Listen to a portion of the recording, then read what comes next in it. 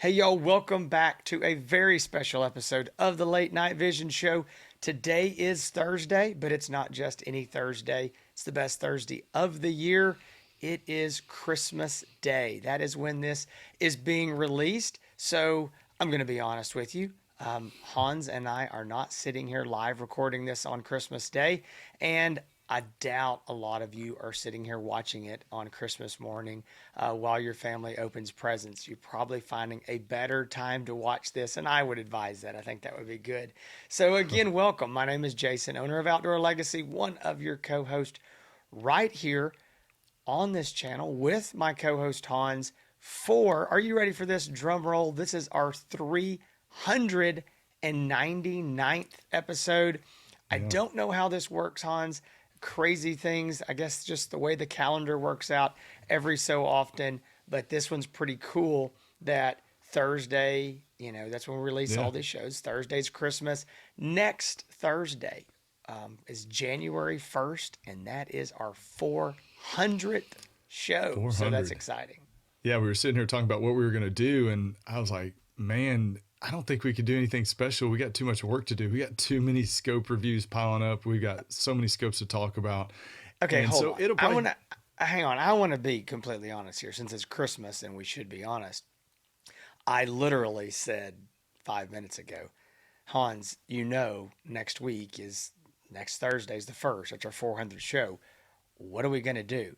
And in yeah, the most lackluster voice, he goes, I don't know, nothing. Just do a review. That's nothing to review. exactly the I way thought he you were said talking it, about we are guys. going to I'm do something telling you. special with confetti and all that. So no, we don't have Yeah. time for confetti. No, I'm none of wanting a that. No, ticker we tape used to. parade. And Hans is Yeah. like, nothing. Probably just do a Yeah, review. we will take a couple of minutes at the beginning of the show, I guess, to tap ourselves or pat ourselves on the back. How about that? But I would say, yeah, we've got a lot of work to do. We are We already do. starting to get into conversations with manufacturers about SHOT Show. It is a busy time. We just got through with all of our best of shows. So yes, and Jason, don't sell the viewers short. I do expect when I wake up on Christmas morning, just to make sure that the show did go live on time, that there will be quite a few people that have already watched it. I can picture, guys on the couch with their kids opening Santa's gifts and the late night vision show on the TV on turned on behind them. So You, you, I can see you're, that. let me say this. That would be a Christmas miracle, or your ego is way bigger than it should be. But I'm going to go Yeah, with the no, Christmas miracle. How about that? yeah, Christmas miracle. So what I would say is, if you are, we'll get the business out of the way because we're going to talk about it. Yeah. This is going to be a fun show. It's Christmas. We're going to keep it lighthearted, but there's going to be some pretty. This is thermal night vision related, and this is what we're going to be talking about for the rest of the show. But before we get into that, I want to tell you, if you're looking to purchase a night vision or thermal optic, we would love your business at Outdoor Legacy. This show, the Late Night Vision Show, is powered by Outdoor Legacy. Your business is what keeps us on this side of the camera doing reviews. Whether that's a good thing or a bad thing, we still haven't figured it out 400 weeks later. But most of you, I would say, that call in do or are familiar with the Late Night Vision Show. So many people say, thank you for what you're doing, putting out all this information. I didn't know anything about thermal. I know a lot more, but I'm a lot more confused after watching your videos. And that's okay. That's part of the learning process and the research process and understanding what you need. Watching these videos, watching the reviews, watching any of this content is just the start of the search. We know that you're probably watching this. Some watch it for entertainment, but a lot of people watch it so they can understand what optics is going to be best for them to purchase. Now, watching videos alone is tough to do. I mean, you get so many conflicting ideas and practices as far as what's the best. There's so much content on YouTube. There's a lot of good content. There's a lot of content that's a lot of very much less misleading. So watching videos, great start of the process, but to get to the point where you're purchasing an optic that you feel confident with, that's going to fit what you're doing, it's going to be the best quality, it's going to be within your budget, really takes a very short phone consultation, not very long. It's only going to really go on as long as you want it to, but a better understanding of what you need to get, help you narrow down the search. And you can do that with us at Outdoor Legacy, 877-350-1818, outdoorlegacy.com is the website. You can go check it out. our website is awesome, y'all. Go check it out. You can do a lot of research on your own by price category. And I use it all day, every day. I'm on there checking out scopes and checking, and prices are always changing. So I got to make sure I remember what the prices are, whether they're going up or down sometimes in these cases. But yes, outdoorlegacy.com, great resource. But call us 877-350-1818. You can talk to me or Garrett. We'd be glad to help you. Now, this show today, whether you're watching it on Christmas or a year from now or 2 years from now, if you're watching it more than 2 years from now, please don't leave us a bunch of hate comments that some of the things that we're wishing for has already come true. But we're going to be talking about our Christmas wish list. This is our Christmas wish list to the manufacturers. This is what, if you're asking Jason and myself, what if you could have anything you wanted right now. This is going to be a short list because there's probably a lot more we could add to this, but we definitely want to keep it within the bounds of the timeliness of what we need to do. But if the manufacturers they do this all the times too, Jason, like, hey, what can we do? If you're asking us, sure, this is going to be our Christmas wish list of what the thermal and night vision industry moving forward should try to move towards. So I'm going to start it out, Jason, and I'm going to say that I wish, and I know that you will back me up on this, that all thermal monoculars come with hand straps. This is the Knockpix Lumi. This is the H35. Great monocular. We chose this, Jason, as one of our favorite over $2,000 monoculars. So very good monocular. Does not have a hand strap. That's one of the few negatives about it. It has a spot for a lanyard hanging around your neck. But man, when you're holding it, you just want to have that where you can walk around with it and not worry about it dropping off your hand or having a tight grip on it all the time. So if you're asking me, Jason, and again, I know that you're big on this, I think if you're a thermal manufacturer, all thermal handhelds should have a hand strap, a good hand strap, not just a spot to hang it around your neck, not just a lanyard, but an optional hand strap.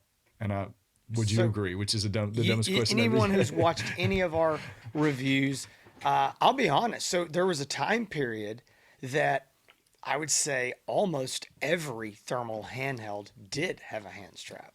And as more and more manufacturers got into thermal handhelds, I think it's, whatever reason it is it saving 50 cents? Is it a lack of knowledge of how these are actually used in the field? Whatever that is, hand straps just kind of started, I don't want to say going away, because not every manufacturer, not every model, but they became less common than they were at one time. And I moaned about it. And I just got to the point where there were so many new, I think you got tired of hearing me say, that needs a hand strap. I thought you were being a little dramatic. Yeah, I thought you were being a little dramatic, but now that all of this newer stuff is coming, and sometimes you'll get a wrist strap, which is I don't care for. I don't want a lanyard. I know a lot of guys like lanyards. But I don't want a lanyard. I don't want a wrist strap. And here's the thing, it's optional. That's the great thing about these hand straps is all they have to do is they put two little slots on the front and the back, and you can just, thread that through there. It doesn't even have to come pre-installed. You can thread that through there and have it. And I'm going to kind of make one more wish list, adding on to this, or one wish on this list, is this is not for me, but go ahead for our left-handed friends and put those little slots on the left-hand side as well. Now, I know there's a few monoculars that there might be some reason the design doesn't work there, but put them on the left, put it on the right, let a guy use it. If he wants it, if he doesn't, no big deal. Like you said, wrist strap, lanyard, throw it in your pocket. No, but man, it is nice to have one. It costs no extra money, and it's a really good way to carry one around. Yeah, if you really want to impress us too, thermal companies, make it padded. That's really nice too. But so that's my first wish on my Christmas wish list. Again, all handhelds have hand straps. Jason, so I know you got. I think that's a great one. I'm going to go with a big one too. I think I could end on this one. I'm fixing to say right here, and it's going to be a whole entire show at some point. So we got to scrape lightly at the top of this. I'm gonna Hans did not want me to do this one on my list because he's afraid that I'm going to go off and talk for 30 minutes on this. Yes. So I've been Yeah. instructed by the executive producer to keep this very short. Um, Right. what it is we would like to see from the manufacturers of thermals. I know they don't necessarily make these, but we want them to choose and all get together on uniformity among 18650 batteries. Now you go, Mm-hmm. well, 18650. If you watch much, or you looked at many thermals, you realize 18650s have become very, very popular in the thermal industry as a removable, Mm-hmm. rechargeable battery for thermal optics. This is a great thing. We really pushed for this. We really, egged on the companies that were doing it and told other companies they should do it. We're going to have a whole show on it. I think that we might have changed our mind a little bit on this. Again, I don't want to give that show away here today, but I think a big issue, is that there is no uniformity. And I think Hans is going to show a picture. This is a picture that I took. I found these batteries all either on my desk or in my cabinet, and this is something that took me literally 30 seconds to come up with. If I'd have gone to my house, I could have probably doubled this. Yeah. But what you see in this picture is that these batteries, even sometimes from the same manufacturers, are all different lengths. There's button tops that are different lengths. There's flat tops that are different lengths. There's no uniformity, and Mm. so it causes problems with trying to get extra batteries. It causes problems where you may own one scope and another scope's batteries don't work. We even have some manufacturers who've sent two different batteries. Okay, they've got flat Mm-hmm. tops, they've got button tops, and sometimes the button tops work and all. It's confusing. Nobody Yeah. can keep up with it. Unlike a simple double A battery or something where Yeah. everybody knows it's the exact same size. There's no uniformity. So you go, well, hey, what are you asking, Jason? You think that all these manufacturers are going to have a big conference call and they're all going to get around and decide what? Yes. No, Yes. yes, I'll be the go between. But if Yeah. if no, listen, there's one thing, and it took several years to get there, but we're there. Every single premium thermal manufacturer uses a USB C Mm-hmm. cord. That was not true if you go back 2 or 3 years ago. We had USB C, we had USB Type A, we had Yeah. USB Type whatever, we had micro. There was a lot of different USB cables. And we're seeing this outside of the thermal industry as well. I mean, phone manufacturers are doing it now. I mean, hey, we got Apple and Android doing the same thing. I think if Apple and Android can do this, then the 4 or 5 premium thermal manufacturers can Mm-hmm. as well. We Mm-hmm. need uniformity in 18650 batteries. I'm going to stop right there because I Yeah. could go on You and could. on and on. But that is my number one wish list. You can throw the rest of the wishes away if we could get that. Yeah, I never knew that this would be an issue like it's become. But No, yeah, never had a clue. we'll talk more on that, and hopefully we'll get that all worked out. Now the next one, everybody in the comments section, this is going to cause the biggest, I think, applause in the comment section. Oh So if yeah, you, I know where this is. yeah, this Had is to look at one the of the list. biggest gripes that we get from customers that buy optics. Understandably, it is nice to have something like this, but I would say for thermal manufacturers, one big wish on our wish list is that all optics come with a hard copy of instructions and a manual in the box. Now, I understand, and we've been told, and kind of understand why they don't. It's easy to do this digitally because people can download it and they can edit these manuals based on changes of firmware updates Right. and different things like that, and probably saves a little bit of money. But I think that's less of a reason. But I people really appreciate just a basic manual that's easy to understand in layman's terms, because let's face it, we're out there, we're hunters, we're not out there trying to, we're not engineers, so just give it to us straight talk. But a basic instruction manual. And I will say this, Envision, you remember they used to include like a startup guide, a really good, easy to read startup guide in there in the box with the scopes, and people really appreciated that. Some companies I think do put some in there inconsistently, but as a Hold on. I whole, mean, if we're, I didn't want to interrupt you here, but I will say, as far as I know, and maybe this will goad them into continuing in 2026. AGM includes a full front to back manual of in every single thermal optic and night vision optic they sell. And yeah, so, as far as I know, they're the only premium manufacturer who still does that in yeah, every unit. Now, there are some quick start guides, which that's kind of useless to be honest with yeah. you. I mean, you flip through it and like, okay, I know where the power button is. But And yeah, if, I think AGM is doing it, they and are, and it is some a of these big deal. though that they are, they're, I don't know if they're dated or not accurate, but there's some certain things that have changed, and that's I guess that is the problem of having a hard copy in the box is sometimes these functions change and they're not updated on the manuals. But again, I think, and yes, some of them are doing it right now, but I think as a whole with the industry, we would love just to have a basic instruction manual in the box with the scopes that would really, I think, help out a lot of people just in the beginning when they start to learn their scopes. And yes, there's some follow-up help that sometimes needs to be done, but a instruction manual really jump starts that learning curve a lot I agree. quicker. I will say that. So Well, a let's be collective clear. applause in the comments. Go Yeah, ahead. I think so. And let's be Yeah. clear, Hans.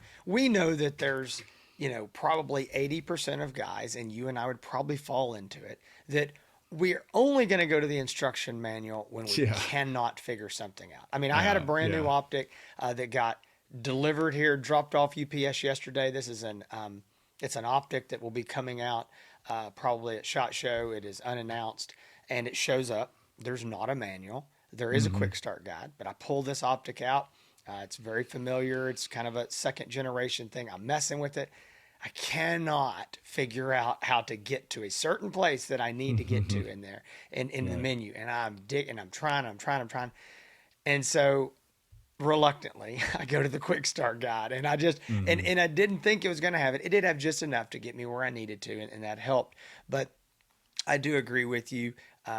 We need them. We'll probably, most guys won't use them, but I do know this. There's a certain personality of men that actually, the opposite of me and you, we don't need them. They want them and they want to Oh read yeah. every line of them. And that's good. That's just a different personality. And they want to sit down and read every line of that. And when they get done, they'll be better off for that. I mean, they'll But know more about that scope. They'll know yeah, things that I don't know. So I agree with you. Need to on get the those manuals. on the other side of the spectrum, though, the guys that will really read it, like me, I'm not going to read it, but I'm also going to complain if it's not in there. So, that's the Yeah, kind of you're the that's yeah. I'm not You're going to that I'm guy. not going to use it, but I'm going to be frustrated if it's not in there. So, Yeah, you're that have guy. your You're cake that and guy. I eat get it it. too. But yeah, that would be nice. There's some Okay. that are doing it, trying to a certain extent, but if we could, man, that would be awesome. People would really, the Yeah. customers would really, really appreciate that. I would, Yeah. Well, okay. One yes. one last thing on it. You did touch on it, and I have been told this by manufacturers, and you said this. I do want to give them this one out. Hmm. Is that there is a bigger push than ever before from a lot of users for updates. Hey, I wish Yeah. my scope or I wish my Yeah. handheld would do this, or I wish you could add this, or hey, can you change this in the ballistic calculator, or this isn't working. And so when they make these changes, sometimes via firmware, they do have to make changes to the way the buttons work. Yeah, And so you absolutely. can run into an issue where Hmm. that manual now is wrong. Yeah. And you go, well, big deal. You just got to reprint new manuals. And that's not what it's about. It's about the guy who's got that manual at home. He Hmm. updates his scope. He goes back to his manual, and now the buttons aren't working right. Yeah. There's a lot of confusion there. So anyway, that Yeah. isn't. I do get that, but I would still Oh print the yeah. manual, put it in there. We'll fight that Yeah. problem People are later. just So like, man, there's no manual in there, and I can't yeah, figure. Yeah, it's a big source of frustration. it is. Jason, you All got right. another I, one too. That's a yeah, little I've bit got frustrating. one, and this is. I'm going to tell you this. This is going to be. I feel like I'm going to negotiate peace here in the Middle East because there is one thing that is very frustrating for the end user. The most common things that we hear are, well, the number one most common is I lost my eye cup. Okay, the little rubber eye cup that goes on the back of your scope. Yeah. Most of those come off pretty easy. Some are pretty hard to take off and on. Those get lost less, but a lot of them come off very easy because this is the, Ford and Chevy, the chocolate and vanilla debate. There are guys that are like, I pull mine off and throw it in the trash in the first 30 seconds. And other guys are like, I can't shoot without it. So it doesn't matter. It's whatever works best for you. But I just turned my microphone over, hitting it. Oh gosh. There are a lot of those that get lost in the field. Our salesman, Garrett, came to me with his hat in his hand a little bit, and he goes, hey, boss, how hard is it to get a rubber eye cup for a Knockpix Ace S60R? And I was like, not hard. We can get one. Why? And he goes, I kind of lost mine in, a 40-acre field last night. And I'm like, no big deal. We'll get you an eye cup. So the other thing that we see, and this is a little more complicated, is lens caps. Sometimes lens caps get broken or knocked off. Some of those lens caps are very easy to just snap a new one on right there, in the field. No big deal if you had a new lens cap. It's kind of the whole hinging system. Others, it is something they have to do in the factory or at least at the repair center. But most of the time, lens caps and rubber eye cups, maybe some sort of a battery compartment door or something simple like that. But turret covers, turret covers, turret covers. That's things that get lost. So what happens is those are in the dark, very understandable things to get knocked off, drop, lose, whatever. Okay. Manufacturers are understanding and for the most part have actually freely given those replacement parts to end users who needed them. I'm shocked by that. I mean, I think that's a very nice gesture, but I've never dealt with anybody who wasn't just entitled, who felt like, it's like, hey man, I lost this rubber eye cup. I broke the lens cap. I lost my turret cover. I need to buy another one. And then they're expected. Now they don't want to get hosed. They want to pay $50. They know it's worth 5 or 10, okay. And everybody's reasonable with that. What I suggest, this is the wish list. This is a big build up to get right here. The wish is that every manufacturer would have those parts easily, readily available on their website at a very affordable cost with, let's just, hey, you know what? I know it's a pain to box it up and you got shipping. You're already doing that. But I mean, charge people $10 to ship it, whatever. You $10 for an eye cup, $10 to ship it. It's $20. I get it. It's not great, but there it is. And that way it's not free and a guy's not earning 40 of them. Okay. You're preventing that. And let him easily order those. Because what happens is that most people, rightfully so, if they have a good quality dealer, they expect that their dealer is going to be able to help them on that. And that's great. That's why you buy from a quality dealer. You go, hey, we get this. I get these emails and these phone calls. I mean, many a week. Lost the rubber eye cup. Can you get me one? And our answer has to be no. And the reason is for that is the manufacturers can't just, because they are normally free or very cheap, they don't want to just load up every single dealer with 10 of these and then the scope gets discontinued, they don't fit it, what I'm saying, it just costs too much. They want to provide those to the customer, which is perfectly fine. It's a cheap part. It's easy. Just put it on the website at a very cheap cost, an affordable, reasonable shipping, and then we could send the customer there and go, hey, go get your lens cap here. Go get your turret cover here. Whatever little spare parts you need that you lost, here it is. And, maybe you need another manual. I've had guys say, man, I lost my manual. Yeah. I've got this thing highlighted. I used it. I keep it with my scope because I may not use my scope, but every 6 months I lost my manual. And can I get one? And I don't want to, again, this is normally AGM or something because that's normally who provides them. I don't want to print off all these pages. Can I buy just this little book? Just things like that. Manufacturers, it's easy. It's going to save you time, energy, effort. Now your customer service people don't have to take another phone call. Direct them right to the website. That's my wish. Yeah, that's a good one. That would be a real big deal. So the last one we're going to talk about, it's more of a wish for scopes in general as far as moving forward and what functionality or technology they should have. And I would say I would love for all thermal scopes moving forward to have ocular magnification or Mm-hmm. at least progressive incremental zoom at the least. But mostly, I would love to see all scopes with ocular zoom. I think that that's a great feature. There's a lot of companies that are already starting to do that and get into that. It's a great deal. It's a big advancement. For our scopes, we have digital zoom, which has been the standard, where you're cutting resolution every time you use magnification. Ocular zoom works a little bit different, where it's more of magnifying on the display screen itself. We don't have optical zoom, so it's not like a true daytime scope where there's no image loss at all. But ocular zoom is much better than digital, works much better, and it's something now that I think gives people a little bit more advantage with longer range viewing. So I would say uh, ocular zoom. Jason, are you going to back me up with this? Ocular zoom, digital zoom, all of that being included on all scopes. If we could, kind of like how all scopes now have video and audio recording and Wi-Fi, this would be a pretty big deal, pretty cool function.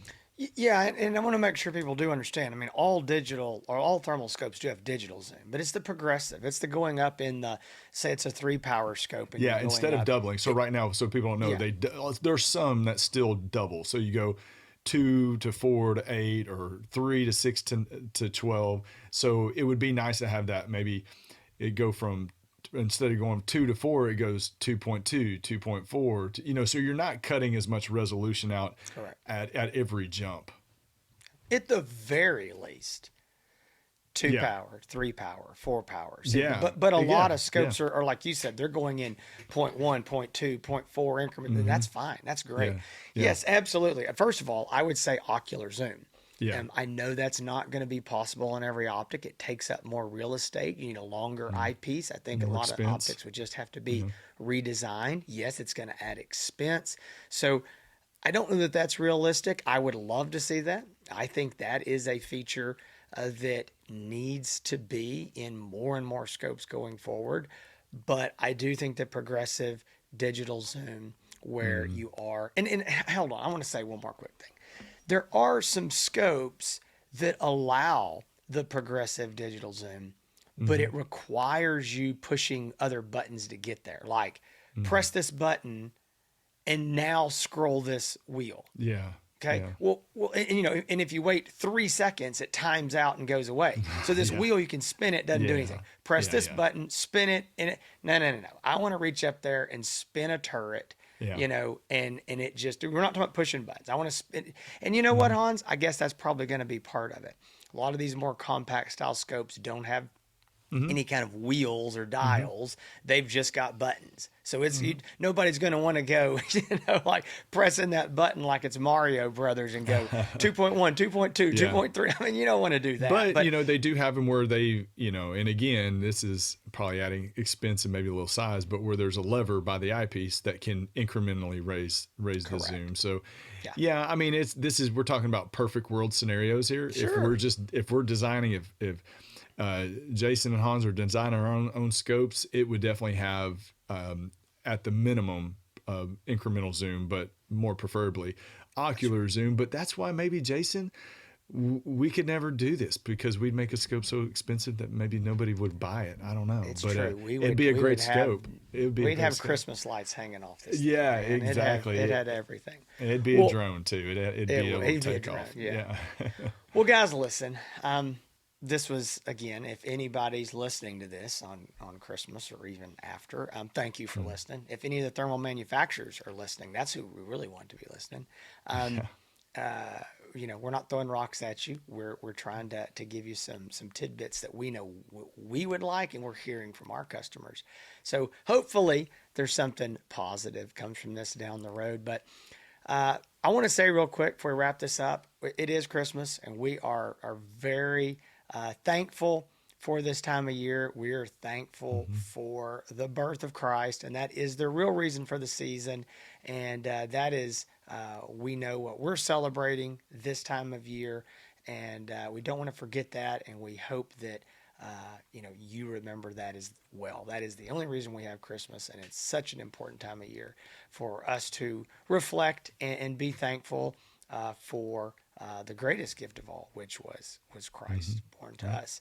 Amen. So, with that, guys, I am glad that y'all have tuned in. If you've made it this far, then it's probably time to get up and go check on that Christmas turkey or Christmas breakfast, down. man. That's the best part Yeah. of Christmas morning is my mother-in-law starts cooking right after the kids open presents, and she's in there cooking bacon and sausage So and biscuits so and see gravy. That's the best part. we have a different tradition, and this Yeah. happened. And I'm not gonna get into this long, but like, this is a weird deal. It happened after my dad passed away about 11 years ago, and it's so crazy because this would have been my dad's favorite Christmas tradition, but I don't know, for whatever reason, Yeah. somehow, some way, the he died in September. So at Christmas, when we had that Hmm. family Christmas, we fried fish. My dad loved frying fish. That was his favorite thing. I have no idea why. I That's don't even funny. know what brought it up. But it was Christmas afternoon. We fried fish, had a big fish fry. It was fantastic. I love it, So the man. Yeah, next it's year, great. I mean, the it's very next year, untraditional, but I it love it. I is. love it. It is. Somebody was like, "Hey, we frying fish again?" Like, well, That's a sure. very And so every year I that's a fry very fish on Cajun thing to Thanksgiving. do. I mean, that is a Yeah, very Cajun thing. it's true. So anyway, guys, listen. This is the very last show of 2025. The next show will be on the 1st, good Lord willing. So we will have closed out 2025. And we just want to say thank you so much for Mhm. all of your support at Outdoor Legacy. Again, I'll shoot you straight. We appreciate y'all watching. We appreciate you Mhm. liking, you commenting, all those things. But the real support for us is when you choose to purchase from us. Not just call us and talk to us. That's nice, but purchase your optic from Outdoor Legacy. And that is what Hans already said. It's what keeps us here, and it's what keeps the lights on at my Mhm. house, Hans' house, Garrett, Angela, Michaela, Jessica. It is a very, very big deal. It's a small business, but there's a lot of lives affected by it, and Mhm. we do our best to offer you as much as we can. Just like these shows, again, that phone support before and after the sale. And so we want to earn your business, and we want to say thank you to all of Mhm. those who did choose to do business with us, because you got a lot of options, Yeah. a lot of places to buy, more than Mhm. ever. And choosing to do business with a small business, Mhm. some folks from East Texas, that means a lot to us. Yeah. So thank you so much for that, guys. You know where to find us. If you're watching this show, you're not new here. I'm not going to tell you about the social media, because you know exactly where to find Hans and Outdoor Legacy and the Late Night Vision Show. I just want to say thank you so much, and Mhm. hope to see you here next week for a Happy New Year. Yes, and I'm going to invite everybody. If you have a thermal wish, leave it in the comments, but keep it nice, keep it respectful. Don't There you let's go. let's keep it Nice. lighthearted. But what is your wish for thermal and night vision moving forward for these companies? And we'll go through and we'll give some thumbs up. But we appreciate y'all watching. This is episode 399. It just still feels so weird saying that. 400 next week. Like you always say, good Lord willing, we hope that we get to record episode number 400. 400 straight weeks in a row. What a streak. But we're hoping to keep it going all through this year. 2026 is going to be great. Thank y'all so much. We will see y'all back next week on Thursday, as always, back here at the Late Night Vision Show. Y'all take care.